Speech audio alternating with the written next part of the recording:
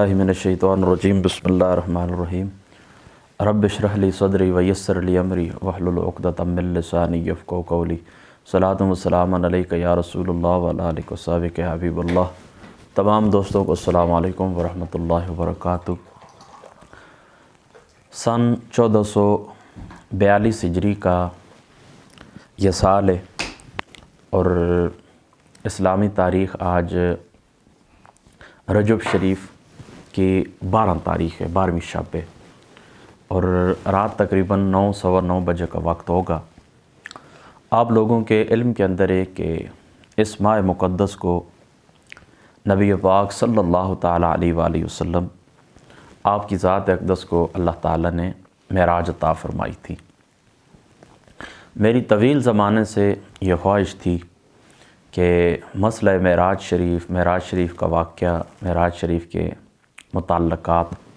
इनको तफसील के साथ एक ही नशस्त के अंदर बयान किया जाए। आज से 8 साल पहले की बात है, अटक के एक नवाई कस्बे मौला मंसूर के अंदर मैंने सन 2013 के अंदर 1 घंटे के अंदर मेराज शरीफ बयान की थी। तो उस वक्त से मेरे दिल के अंदर ये तमन्ना है कि मैं उसको किसी मकाम के ऊपर तफसीली बयान करूं। बहरहाल वो मिर्ज़ा गालिब की वो बात याद आती है कि हज़ारों ख्वाहिशें ऐसी कि हर ख्वाहिश पे दम निकले, कि ऐसा मौका मुयस्सर ना आ सका, या तो कोई तकरीब होती, कोई प्रोग्राम होता तो एक नशस्त के अंदर इसको बयान किया जाता। उसके लिए 5-6 घंटे चाहिए और ज़ाहिर सी बात है कि इतना तवील गुफ्तगू करना मुश्किल है और करने से भी ज़्यादा सुनने वालों के लिए प्रॉब्लम होती है, उकता जाते हैं, बेजारी का शिकार हो जाते हैं, बेजार हो जाते हैं और सोशल मीडिया के ऊपर भी इतनी लंबी गुफ्तगू मुमकिन नहीं है। बहरहाल कुल्लु अम्रिन मरऊन बेऔकात, अल्लाह ताला ने हर अमर के लिए एक वक्त अल्लाह ताला ने मुकर्रर किया होता है। इंशाअल्लाह ताला जब ये सोशल मीडिया के जो हमें कुछ सोशल मीडिया के इस्तेमाल के लिए कुछ अशिया की, कुछ टेक्नोलॉजी की हमें ज़रूरत है, वो इंशाअल्लाह ताला जब कंप्लीट होगी तो मैं इंशाअल्लाह ताला एक नशस्त के अंदर तफसीलन इसको बयान करूँगा। और दूसरी बात यह भी याद रखें कि मैं अल्लाह पाक के फ़ज़ल व करम से मेराज शरीफ के इस वाक़े से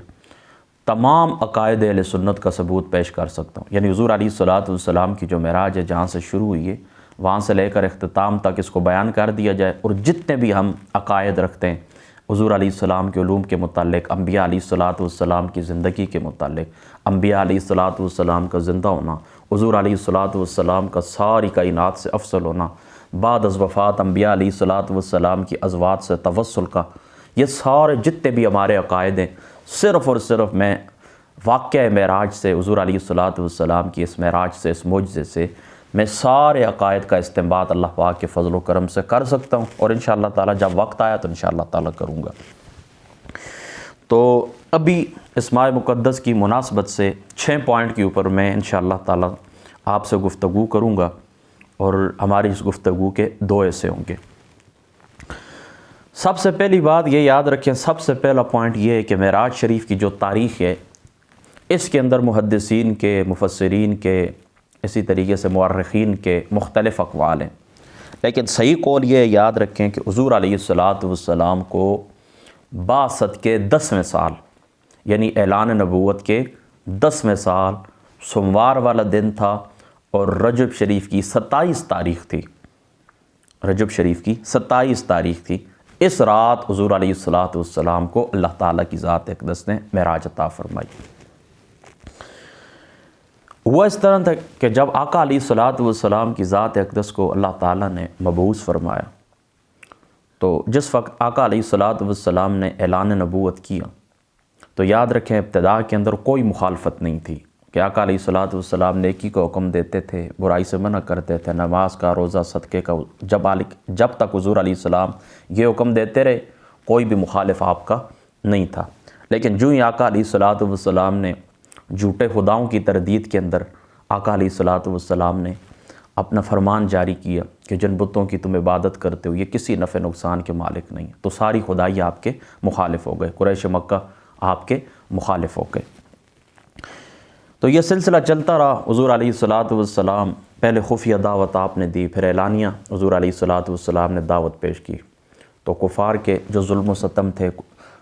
قریش کے جو مشرکین تھے، ان کے جو ظلم و ستم تھے، حضور علیہ الصلوۃ والسلام کی ذات اقدس کو اللہ تعالیٰ کی راہ کے اندر برداشت کرنا پڑے۔ پھر وہ شاہ ابی طالب کا معاملہ پیش آیا، 3 سال تک حضور علیہ الصلوۃ والسلام کا سوشل بائیکاٹ کیا گیا، آپ کے خاندان کو، آپ کے خاندان کے ساتھ، آپ کے خاندان کے چند افراد کے ساتھ حضور علیہ السلام اس گھاٹی کے اندر 3 سال تک محصور رہے۔ پھر اس کے بعد حضور علیہ الصلوۃ والسلام کی بیوی ام المؤمنین حضرت خدیجۃ الکبریٰ رضی اللہ تعالی عنہا آپ دنیا سے رخصت ہوئیں۔ پھر آپ کے جو مہربان اور رفیق چچا تھے حضرت ابو طالب، وہ دنیا سے رخصت ہوئے۔ تو پے در پے 10 سال کے اندر جس وقت یہ صدمات حضور علیہ الصلوۃ والسلام نے برداشت کیے، حضور علیہ الصلوۃ والسلام 10 سال تک ان مراحل سے گزرے، تو پھر اللہ تعالیٰ کی ذات اقدس نے آپ کی تشفی کے لیے، تسلی کے لیے، حضور علیہ الصلوۃ والسلام کو بلندیوں سے نوازنے کے لیے، ان کے شان کے اظہار کے لیے اللہ تعالیٰ کی ذات اقدس نے آپ کو معراج کے اوپر بلوا لیا۔ اب میں آپ کو مختصراً اجمالی گفتگو سناتا ہوں، کیونکہ تفصیل بیان کرنا ممکن نہیں ہے، میں آپ کو پہلے بتا چکا ہوں کہ 6 یا 7 گھنٹے چاہیے۔ اجمالی گفتگو میں آپ کو سناتا ہوں کہ اسی سوموار والے دن حضور علیہ الصلوۃ والسلام بیت اللہ کے اندر، یعنی کعبہ شریف کے پاس حضور علیہ الصلوۃ والسلام آرام فرما تھے، بین النوم والیقظہ، یعنی خواب اور بیداری کے درمیانی کیفیت کے اندر تھے کہ جبریل علیہ السلام حضور کے پاس آئے براق لے کر، اور حضور علیہ الصلوۃ والسلام کو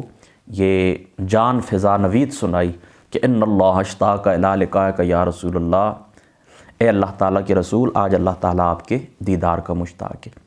پھر حضور علیہ الصلوۃ والسلام ایک سواری کے اوپر بیٹھے، اس کا نام تھا براق۔ بخاری اور مسلم کی روایت کے مطابق اس کی نگاہ اتنی تیز تھی، وہ یعنی پہلا قدم اس کا وہاں پر پڑتا تھا کہ جہاں پر نگاہ، انسانی نگاہ کا جہاں پر اختتام ہوتا ہے، اینڈ ہوتا ہے، وہاں پر اس کا پہلا قدم پڑتا تھا۔ وہ براق تھا، حضور علیہ السلام اس کے اوپر سوار ہوئے، حضور علیہ الصلوۃ والسلام چلے۔ تو 3 مقامات کے اوپر سنن نسائی کی روایت کے مطابق حضور علیہ الصلوۃ والسلام نے 2 رکعت نماز ادا فرمائی۔ ایک، جس وقت حضور علیہ السلام مدینہ طیبہ کے پاس پہنچے تو حضرت جبریل امین نے کہا کہ یا رسول اللہ، یہ جو مقام ہے یہ آپ کی ہجرت ہے، آپ کی ہجرت کرنے کی جگہ ہے، لہذا آپ اس مقام کے اوپر رکیں اور 2 رکعت ادا فرمائیں۔ تو حضور علیہ السلام نے اس مقام کے اوپر 2 رکعت ادا فرمائی۔ پھر دوسرا مقام طور سینہ تھا۔ یہ شروع کے اندر میں شک کے صدر حضور علیہ السلام کا جو سینہ مبارک چیرا گیا تھا، حضور علیہ الصلوۃ والسلام کا سینہ مبارک کھولا گیا تھا، وہ تفصیلی روایت اس لیے میں نے اس کو چھوڑ دیا، کیونکہ پھر اجمالی گفتگو میں کرنا چاہتا ہوں تو پھر تفصیل کی طرف چلا جاؤں گا، اس لیے اس حدیث پاک کو میں نے چھوڑ دیا۔ زندگی باقی رہی تو کبھی انشاءاللہ الگ سے میں اس کی تفصیل آپ کو سناؤں گا۔ اور دوسرا مقام وہ تھا کہ یعنی ایک تو آیا ہجرت کی جگہ مدینہ طیبہ، اور دوسرا طور سینہ، کہ طور سینہ کے اوپر اللہ تعالیٰ نے کلام کیا تھا، کس کے ساتھ؟ حضرت موسیٰ علیہ الصلوۃ والسلام کے ساتھ۔ تو اس مقام کے اوپر بھی حضور علیہ الصلوۃ والسلام نے جاتے ہوئے 2 رکعت نماز ادا فرمائی۔ اور تیسرا مقام کون سا تھا؟ تیسرا مقام تھا صخرہ بیت المقدس، جس پتھر کے اوپر حضرت عیسیٰ علیہ الصلوۃ والسلام دنیا کے اندر تشریف لا، حضرت عیسیٰ علیہ السلام پیدا ہوئے، یعنی جہاں پر حضرت عیسیٰ علیہ الصلوۃ والسلام کا میلاد ہوا، دنیا کے اندر آئے، اس مقام کے اوپر بھی حضور علیہ الصلوۃ والسلام نے 2 رکعت نماز عطا فرمائی۔ اور یہ روایت سنن نسائی شریف کے اندر موجود ہے۔ اور ایک روایت کے مطابق چوتھا مقام بھی تھا، اور چوتھا مقام وہ تھا کہ جہاں پر حضرت شعیب علیہ السلام مدین شہر کے اندر، حضرت شعیب علیہ الصلوۃ والسلام اور حضرت سیدنا موسیٰ علیہ الصلوۃ والسلام کی جس بیٹھک کے اندر، جس گھر کے اندر ملاقات ہوئی تھی، پھر حضرت شعیب علیہ الصلوۃ والسلام نے اپنی بیٹی صفورہ کا نکاح حضرت موسیٰ علیہ الصلوۃ والسلام کی ذات اقدس سے کر دیا تھا۔ اس بیٹھک کے پاس بھی حضور علیہ الصلوۃ والسلام گزرے تو آقا علیہ الصلوۃ والسلام نے وہاں پر بھی 2 رکعت نماز ادا فرمائی۔ پھر آقا علیہ الصلوۃ والسلام ایک مقام کے پاس سے گزرے، کثیب احمر کے پاس جو بیت المقدس کے قریب ہے، وہاں پر حضور علیہ الصلوۃ والسلام گزرے تو موسیٰ علیہ الصلوۃ والسلام کو آپ نے دیکھا۔ سنن نسائی کے اندر تقریباً 9 مختلف اسناد کے ساتھ یہ روایت موجود ہے، اور صحیح مسلم کے اندر بھی موجود ہے کہ حضور علیہ الصلوۃ والسلام نے حضرت موسیٰ علیہ الصلوۃ والسلام کو دیکھا، رأیت انا بقبر موسیٰ وهو قائم یصلی فی قبری، اور ایک مقام کے اوپر مررت بقبر موسیٰ وہو قائم یصلی فی قبری، کہ میں نے موسیٰ علیہ السلام کی ذات اقدس کو دیکھا اپنی قبر کے اندر کھڑے ہو کر کیا کر رہے تھے؟ نماز ادا فرما رہے تھے۔ اور یہی ہمارا عقیدہ ہے کہ تمام انبیاء علیہ السلام اپنی اپنی قبور کے اندر زندہ ہوتے ہیں، اذان اور اقامت کے ساتھ اللہ تعالیٰ کے سامنے نماز ادا فرماتے ہیں اپنی قبور کے اندر، یہ ہمارا عقیدہ ہے۔ تو موسیٰ علیہ السلام نے ان کو دیکھا، موسیٰ علیہ السلام کو حضور علیہ السلام نے دیکھا کہ آپ نماز ادا فرما رہے ہیں۔ اس کے علاوہ حضور علیہ السلام نے مختلف مقامات کے اوپر مختلف گناہوں کے اندر ملوث جو لوگ تھے ان کے عذاب بھی حضور علیہ السلام کو دکھائے گئے۔ پھر بیت المقدس کے اندر حضور علیہ السلام پہنچے تو آپ علیہ السلام کا جو براق تھا وہ باہر صخرہ کے ساتھ ایک پتھر کے ساتھ باندھا گیا۔ موسیٰ